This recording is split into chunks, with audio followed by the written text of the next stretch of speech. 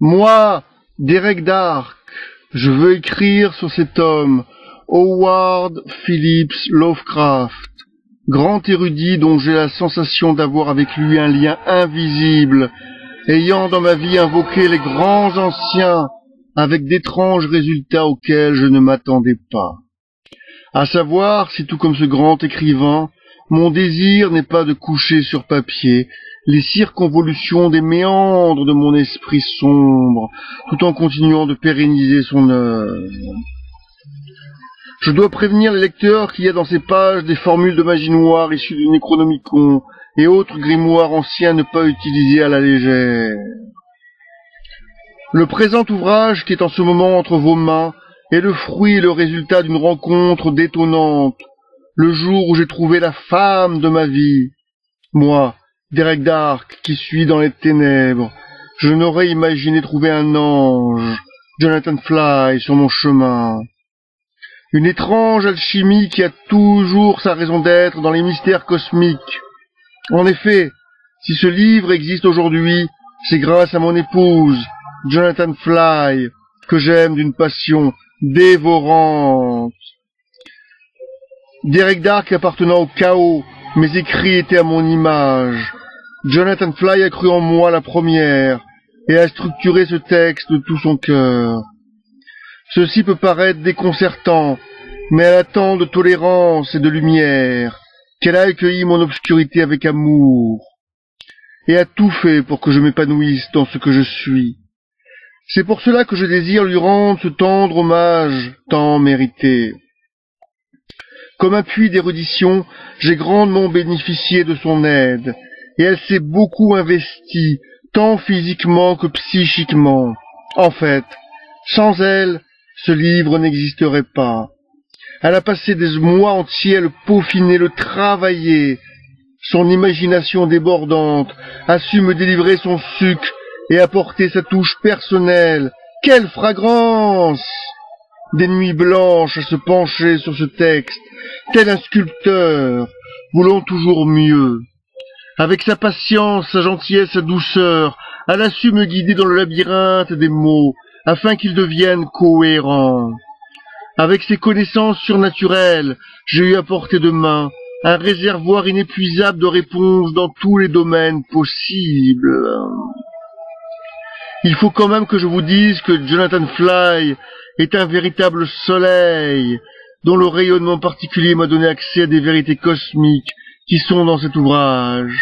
Quant à moi, votre fidèle serviteur, je suis plongé dans les arcanes du mal. Vous me direz, mais ils sont les parfaits opposés. Et vous n'aurez pas tort. Tel le yin et le yang, nous coulons l'un dans l'autre, dans une osmose totale.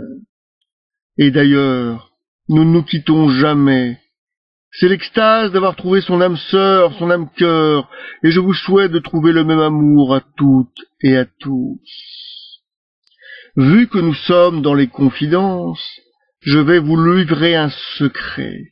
Ce sera entre nous. Mon épouse est aussi une grande artiste possédant indubitablement une voix magique incroyable.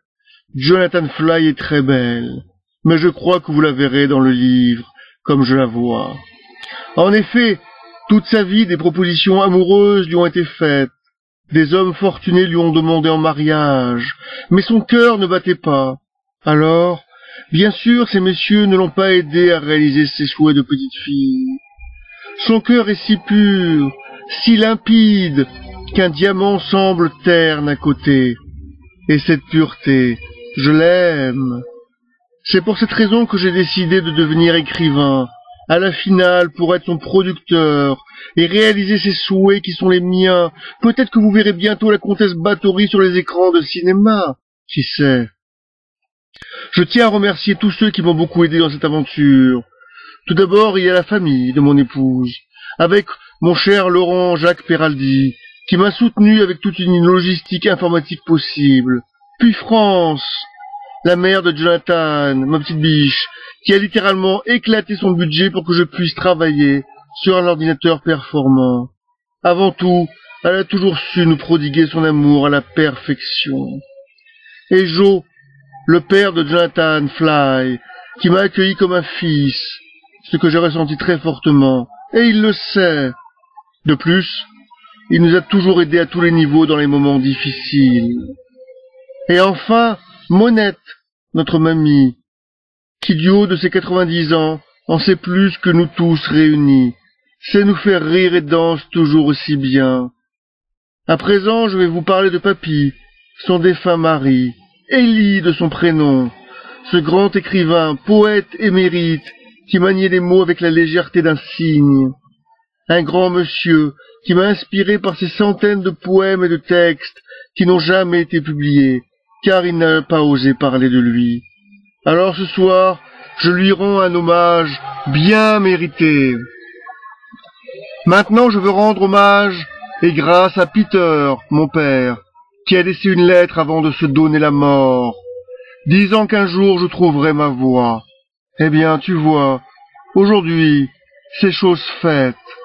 Tu n'as pas eu le temps de connaître ma femme, cette blonde aux longues jambes, mais elle est exactement comme tu l'avais rêvé pour moi, grande, mince, avec des formes magnifiques, de longues jambes, des boucles d'or en cascade. Je suis sûr que la parution de ce premier roman va faire plaisir à Chantal, ma mère, qui a toujours vu grand pour moi, et qui verra enfin une mauvaise page se tourner pour aborder le livre de la vie avec un sourire, ce dont elle a bien besoin. Grand merci à Horst Fazel, ce grand monsieur malheureusement décédé, qui m'a toujours soutenu, et qui a fait tout son maximum, et qui a, grâce à lui, a vu le jour ce livre, ainsi qu'à Viviane Smutek, son épouse. Je rends aussi un immense hommage à Viviane Smutek, qui m'a considérablement aidé à tous les niveaux. Je n'ai qu'un seul mot à lui dire, merci Viviane, et merci à Horst dans l'infini.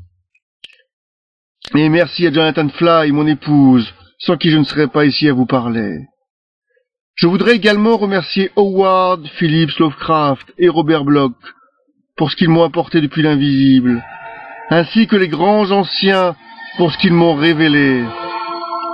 Je rends aussi un hommage à Graham Masterton, que j'aime profondément. Yok sosos neblod zin. Depuis lors, le temps a distillé les heures de l'horloge de la vie, et j'espère que vous prendrez autant de plaisir à le lire que j'en ai eu à l'écrire. Merci à vous tous et à vous toutes. Sombre salutation, Derek Dark.